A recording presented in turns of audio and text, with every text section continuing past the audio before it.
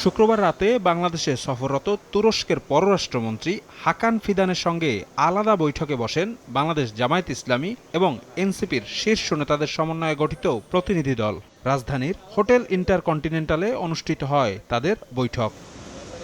বৈঠক শেষে সাংবাদিকদের মুখোমুখি হয়ে জামায়াত আমির ডাক্তার শফিকুর রহমান বলেন, রোহিঙ্গা সমস্যা নিয়ে বাংলাদেশের চলমান সংকটের স্থায়ী সমাধানে তুরস্কের সহযোগিতা কামনা করেছে জামায়াত।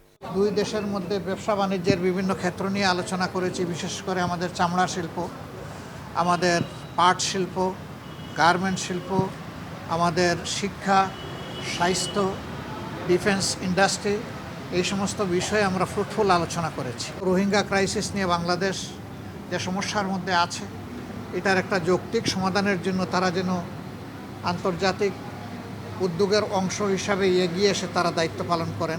এদিকে বৈঠক শেষে এনসিপির সদস্য সচিব আক্তার হোসেন হুঁশিয়ারি দেন, ভারত থেকে পুশ ইন কোনোভাবেই মেনে নেওয়া হবে না। দেশের প্রতিরক্ষা ব্যবস্থার উন্নয়নে তুরস্কের পররাষ্ট্রমন্ত্রীর সঙ্গে আলোচনা হয়েছে বলেও জানান তিনি। সীমান্তে প্রায় প্রতিদিনই পুশিনের মতো ঘটনাগুলো ঘটছে। আমরা দেখছি যে শূন্যরেখায় মানুষকে পরিবার সহ রেখে যাওয়া হচ্ছে। আমরা সে বিষয়টাও তার কাছে আমরা তুলে ধরেছি। আমরা কোনোভাবেই বাংলাদেশে কোনো পুশিনের ঘটনাকে আমরা মেনে নেব না। সরকার যে পদক্ষেপটা গ্রহণ করছে, তাদের দেশের যারা নাগরিক আছে তাদেরকে বাংলাদেশে পুশিন করবার যে চেষ্টা, সেটা কোনো কালেই বাংলাদেশের জন্য তো নয়, এটা ভারতের জন্য ভালো হবে না এবং ভারতকে অবশ্যই সেটা বন্ধ করতে হবে। বৈঠকে তুরস্কের সঙ্গে দেশের স্বার্থ সংশ্লিষ্ট বিষয়ে আলোচনা করেছেন বলে জানান দুই দলের নেতারা। রাজনৈতিকভাবে মোটিভেটেড হয়েই তারা এই সংবাদগুলো সেখানে করার চেষ্টা করছে। শফিক মুন্সি, সময় সংবাদ, ঢাকা।